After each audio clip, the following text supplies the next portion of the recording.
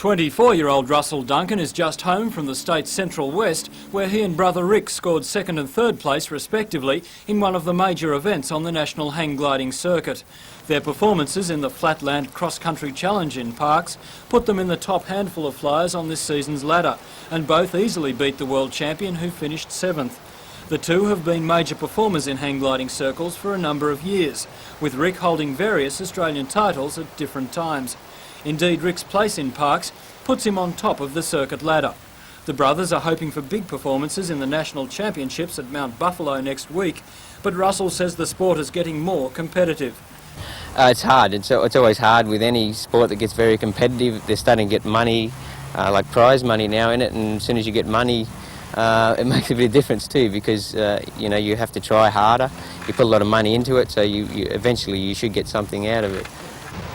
Between them, the brothers have 25 years hang gliding experience, and Russell hopes to join Rick in the national team for the world title in Mount Buffalo in 1988.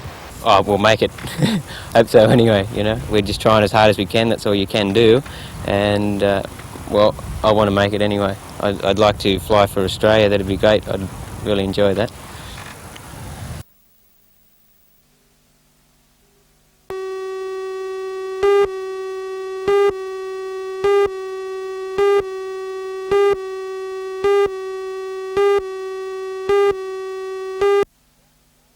About to go, the pedals go down. In wet conditions at the first test match, tempers flared with two incidents marring the hard racing. American captain Rodney Combs went after John Smith after a bump in Main Straight. Then at the start of Heat 10, the fiery Ray Godsey and our own Mr Aggressive John Pine almost came to blows when the Yank blew up after a bump or two. For all the security arrangements, it will still be a no-holds-barred affair, with Australia one up in the series after winning 39 points to 33 last time.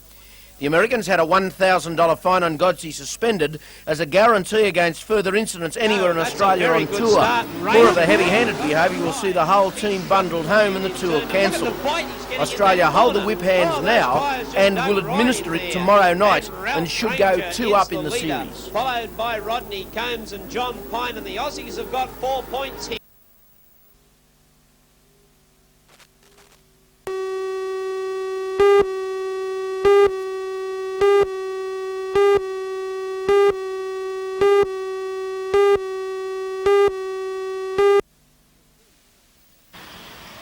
The Tooheys Country Challenge Cup match between Newcastle and the Central Coast is an annual affair. Last year, Newcastle won the match at Harker Oval, but this time it was their near neighbours' turn to play it at home at Graham Park, Gosford. Today's limited overs match is the 10th time the two sides have met in the competition, and each team was complemented with a handful of state players. For the Central Coast, Shield players Mark Taylor, Steve Small, Rod Bauer and Mark Waugh joined the ranks, while Newcastle was helped along by international great Doug Walters and spinner Murray Bennett.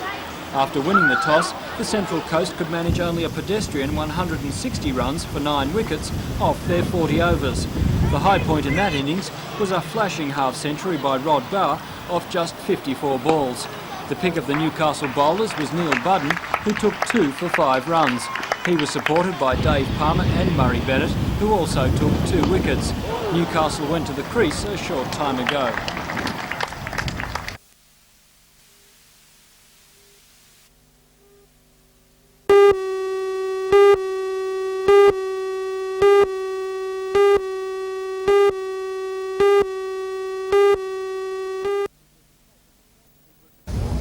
It was a clash of the champions at Newcastle Beach today as the best in Australia fought it out with a large contingent of local stars.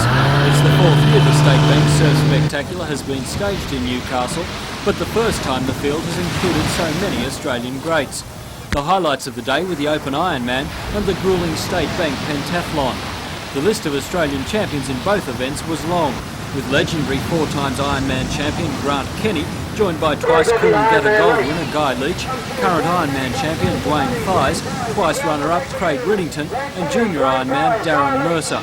If you thought it was hot outside today, then the action in the water was certainly red hot as well. The Ironman was won by Craig Riddington from Guy Leach and Grant Kenny, with the best placed local back in the field. In the pentathlon, it was a different story, with Grant King taking out the event and Stockton's John Anderson hot on his heels. The open surf race was dominated by locals, with Nick Todhunter of Swansea Belmont first.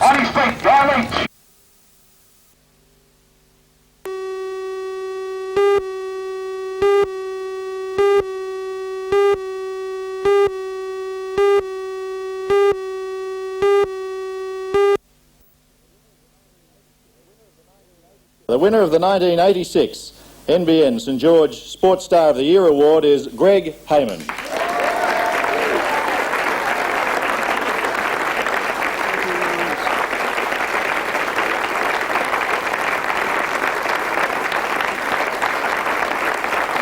Well, Greg, I'm sure you'll have no worries holding that aloft.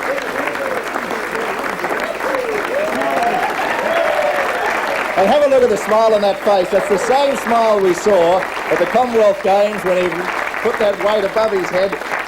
Just a great smile of satisfaction. Look, on behalf of everyone, congratulations. I know how elated you are. I can feel him even shaking through his shoulders here. It's marvellous. Congratulations.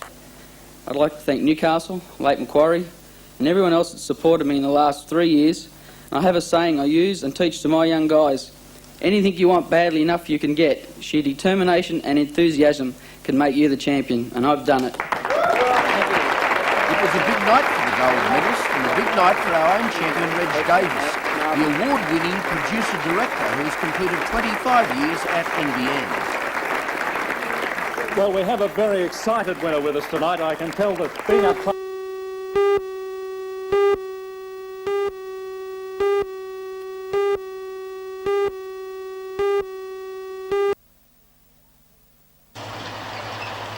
The Rail Motor Society of the Hunter Valley was formed in 1984.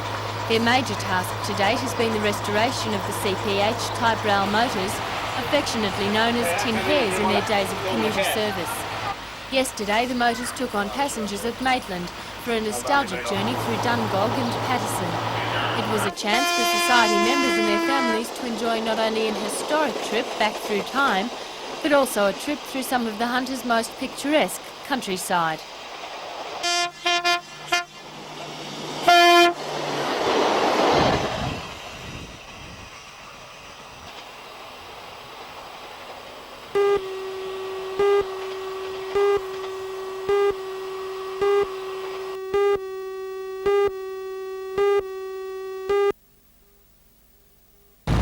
Police at the scene say it appears neither the rider or his female passenger were wearing a helmet.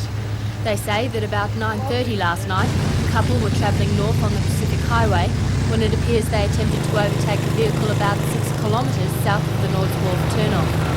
At this stage, police believe the motorcycle ran into the back of a car travelling in the same direction. The rider and his passenger came off the bike and were then allegedly run over by cars behind them. The Police Accident Investigation Squad based at Newcastle is anxious to hear from the occupants of any vehicles who witnessed the accident. The names of the couple have not yet been released.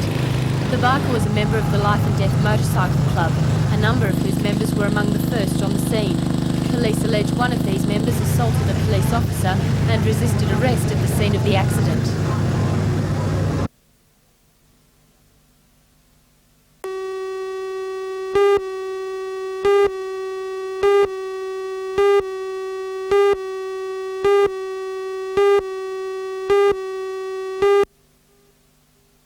So they made the decision. Mr Morris today launched a scathing attack against recent media reports claiming federal members from the region are not behind the regional museum project. He said reports that federal members have shown a lack of interest in the project were untrue and could be used in Canberra as an argument against our bid for Steel Region assistance funding. To use your own words, do you think there is the risk of Canberra bureaucrats thinking Newcastle is inhabited by provincial hicks who can't get a cohesive act together? Helen, I think there's an enormous risk of that. To say those words publicly means that I'm desperately concerned.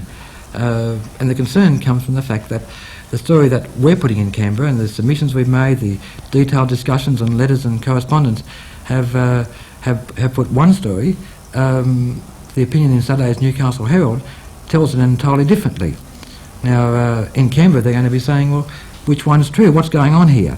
Now that the council has made the decision to go ahead with the museum, regardless of the steel industry's funding, are you now in a position to be able to make these strong public statements? Well, I think this is the only time I can make it. If I had have said things like this before the council made a decision, I think it would have been intruding into their responsibilities. But the fact is, when I had a meeting with the council alderman, with the Labor alderman on council and the Lord Mayor before they made their decision, I made them fully aware of how the program was progressing. They've made their decision to go ahead, and I absolutely support that.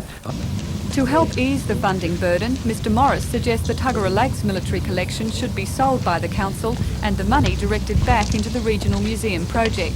He says he is very hopeful the federal funding will also be forthcoming.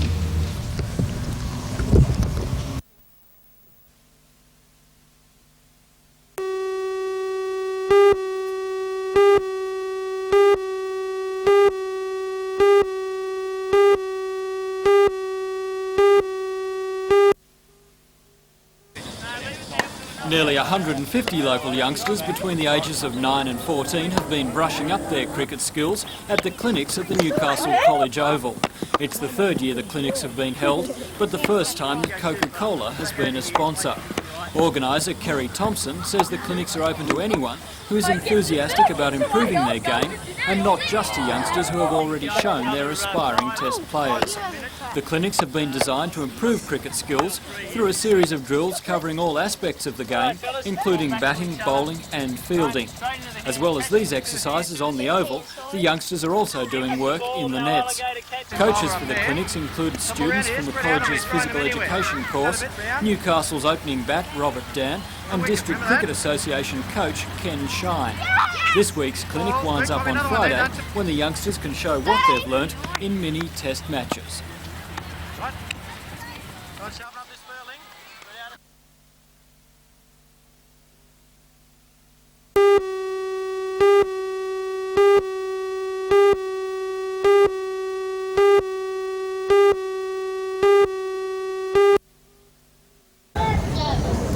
Rod Moore from Swansea set off from Marks Point Marina this morning to try to walk under Lake Macquarie. His destination was the Belmont 16-foot Sailing Club, a distance of about 3 kilometres. A large crowd gathered on the foreshore outside the club to see if he'd actually make it. Accompanied by support boats, ropes and other divers to ensure that he did not stray from his path, Rod began the precarious walk through the heavy Lake Macquarie mud. Almost 3.5 hours later, Rod emerged from the lake triumphant, carrying a trophy. His fishy tale was that he had found his friend on the bottom. According to organisers, Rod broke a world record for underwater walking, but they had to admit it would be a new category for the Guinness Book of Records. His daring feat raised $6,000 for charity and was helped by a $2,000 cheque from BHP. The water was fairly cold and reasonably murky, so visibility was very poor. Did you strike any problems? A lot of mud, yes. Mud and weed. And what did that do? Did it cause cramping or what kind of problems? It makes it very hard to walk, yes. You've got to actually pull your feet out of the ground. So it makes it rather hard to walk, which I think after a while caused the cramps.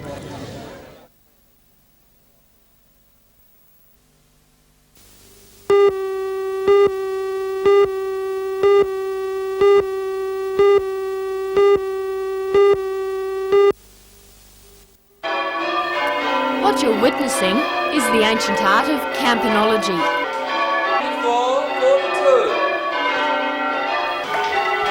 The evocative peal of bells to signal the beginning of the church service has rung out around the world for many centuries. In England, there are 40,000 bell ringers. In Australia, our 30 ringing towers are tended by just over 300 exponents. As part of the bicentenary celebrations, 6 of England's most experienced ringers have come to Australia to impart their special skills. George Pipe is among that group. Well, one of the things that we're hoping to do and trying to do, in fact have been doing since we arrived at Perth at the beginning of the year, is to not only teach beginners and encourage local ringers, but to teach teachers so that when we leave, their skills will have been enhanced and they in turn can improve and encourage others to take up the art. And George, what are the skills of a good ringer? Well, a good bell ringer needs to have a good sense of rhythm, certainly a commitment to what he or she is doing, to be able to keep good timing, and be loyal, of course, to the team. It's very much a teamwork.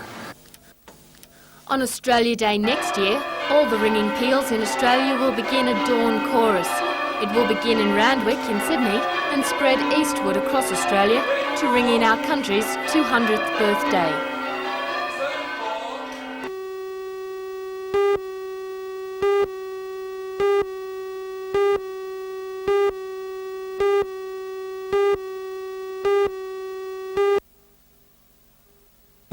The 5 Newcastle A-grade cricketers will play 5 games over the 9-day carnival against the rest of the state teams. The players are Newcastle captain Greg Arms, vice-captain James Hogg, Greg McNeil, Steve Christie and Neil Budden, who was absent from last night's proceedings.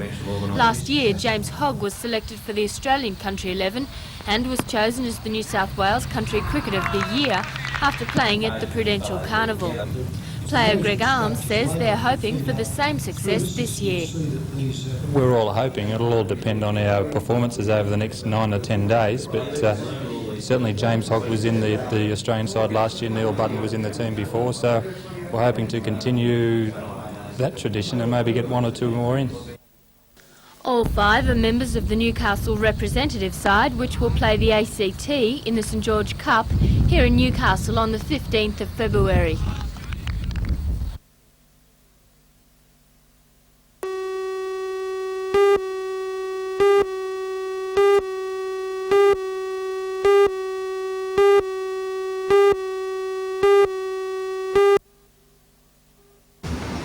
Hello everyone, I'm Mark Warren. Tonight I'll be reporting on a 5-point plan produced by unions in Newcastle for the successful restructuring of the dockyard's operations. The plan will go to the Public Works Director in Sydney tomorrow. Join Ray Deneen and Anna Manzoni for all the news tonight at 6.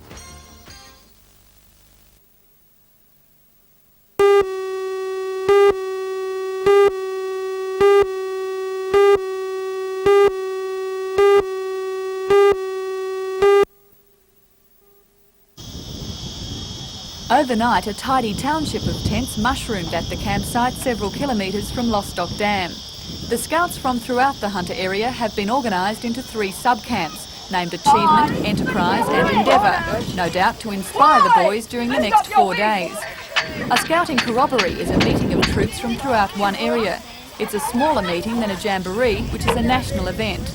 Nevertheless, there are still 1,000 boys keen to participate in a multitude of activities. Oh, there'll be canoeing, archery and swimming, and there's one thing where you have to put a bike together and you race it. Today their enthusiasm was channelled into putting up tents and sorting gear under the watchful eyes of the scout leaders, who suspect they've got their hands full. It's all new to most of them. They just get out here and do their best. Whatever they're told, we hope. Do you find the boys fairly controllable on these camps? Sometimes. No, 99% of the time they are good. It's. What about that other 1%? Well, then you feel like you could throttle them. But 99% of the time they are good.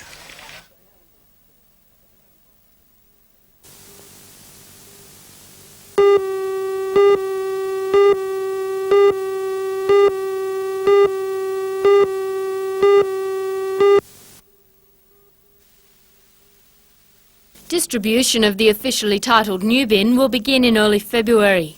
Council has divided the city into 5 boundaries and expects it will take 9 to 10 months to supply the bins to all residents.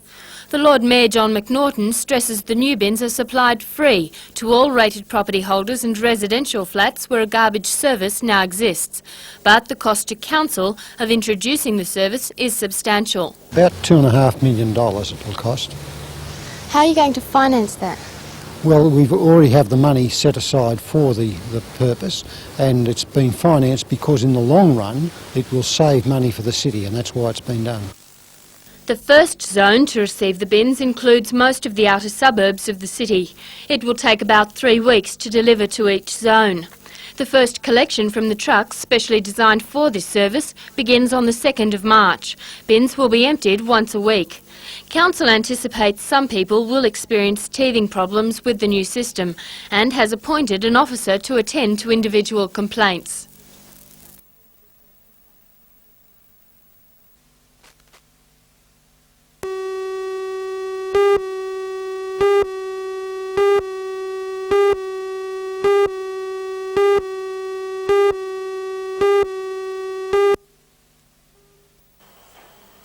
The works Neil Emerson produced during 1986 as the artist-in-residence were hung in the Region Art Gallery today. The artist-in-residence scheme was started 3 years ago to assist young local art graduates to establish themselves as practising artists in the community. Neil Emerson has been living and working in the Hunter Valley for some time. His interest is merging different art mediums, including sculpture, painting, drawing and printmaking. That practice is evident in many of the works on display. Neil Emerson will leave Newcastle shortly for a printmaking residency in Belgium. He's regarded in some circles as a radical artist, but he hopes his work is aesthetically pleasing.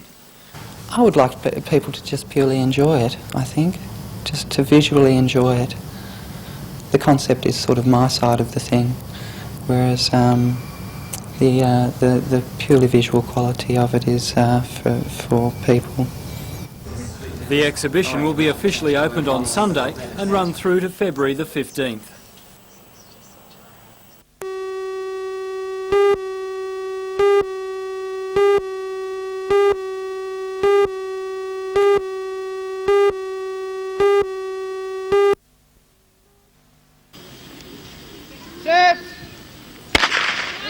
Over the years, little athletic teams from Lake Macquarie and the Central West have regularly competed against one another. Today at the Edgeworth Centre, a team from the Central West came to take part in the first Lake Macquarie Australia Day Pentathlon Championships. Unfortunately for the visitors, the championships were dominated by the locals. Of the 28 medals awarded to age group winners, 25 were taken home by Lake Macquarie athletes. Lake Macquarie won the girls' and boys' trophies, and as well the trophy for the overall winner.